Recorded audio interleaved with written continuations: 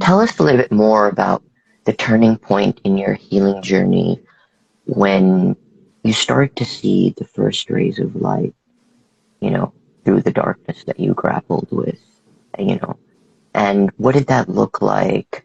Um, Paint us a picture. Yeah, I feel like some of the first things was actually joining a grief group with one of the Mm, therapists I had started to work with. And, um, in that, there was two other gals that were sick. And mm, in that, it just like didn't feel so alone in that moment. But at the time, connected with one gal and discovered she actually had the same illness as I did. And she supported me in doing some alternative medicine at the time. And in that same year, I had closed my business. And I had another friend invite me to a yoga class. And I really, you know, I had start to manage a little bit of what I was experiencing now. And I knew what was wrong. I knew how to like watch for my symptoms and figure out what was going on. And this was before like I had my full body rashes. And this is more of like when I, just had to be mindful of some major symptoms, but otherwise, could mm, be okay doing a few things.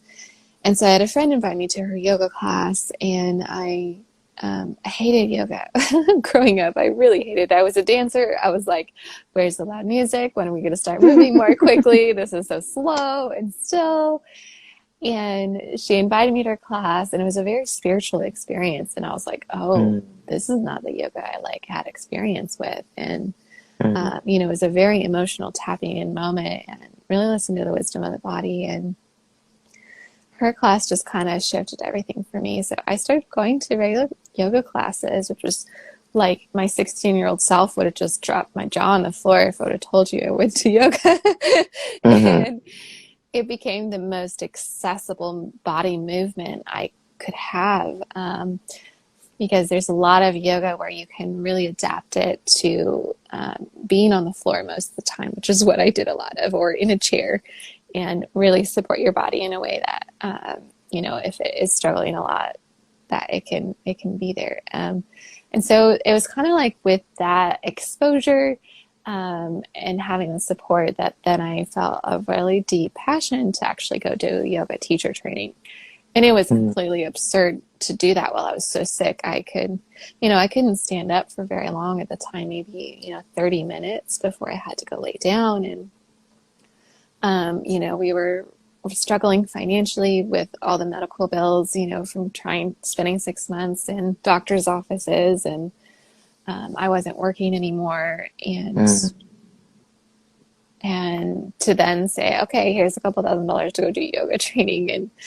And the training I did, they recommended getting fundraising for a couple of months and getting supported. And so I was halfway supported, and the rest we just, scraped by and figured out how to do it.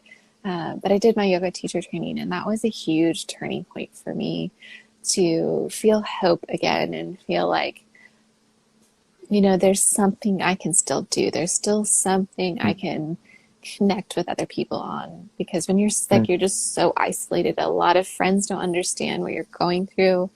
And unless mm, they're willing to come over and just sit on a couch with you and talk, most don't mm, understand. And, I was in a very depressed state. And so I was like, I was not the most enjoyable person to talk to. It was mm, just like, I was very uncomfortable all the time and didn't have a lot to connect with other people in my life about. And that's really hard for other people to know how to be with someone who's sick. yeah. And so you ends up, you find out who your real friends are. And I found out I didn't have very many real friends. And, so to find a way back into society by becoming a yoga teacher was really profound and beautiful. And I was able to do my teacher training. I was able to connect with beautiful people across the United States where I'm located, and through the training that was online at the time mostly. And then, Oh, wow. um, and it just really shifted into seeing like I still have something to offer this world, instead of feeling like hopeless, like I gotta close my business. And